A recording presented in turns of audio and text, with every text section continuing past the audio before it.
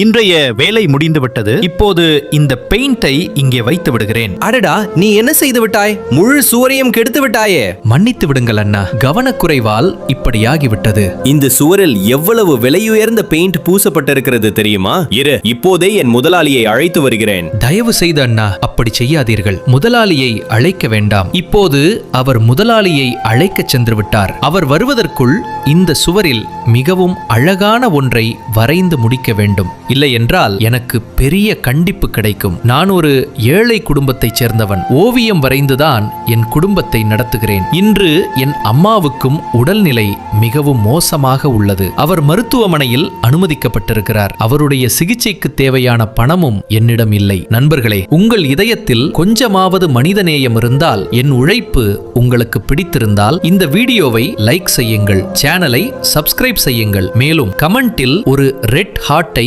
அனுப்புங்கள். அதோடு உங்கள் அன்பான அம்மாவின் நீண்ட ஆயுளுக்கும் நல்ல உடல் நலத்திற்கும் பிரார்த்தனை செய்யுங்கள். சார், சுவரில் பெயிண்டை சிந்திய சிறுவன் இவர்தான். ஆஹா, இந்த சிறுவன் சுவரை கெடுக்கவில்லை, மாறாக முன்பை விட இன்னும் அழகாக மாற்றிவிட்டான். தம்பி, நாளை முதல் என் அலுவலகத்திற்கு வா. உனக்கு ஒரு பெரிய பரிசு தருகிறேன். உன் ஓவியத்தை பார்த்து என் மனம் மிகவும் மகிழ்ச்சி அடைந்தது.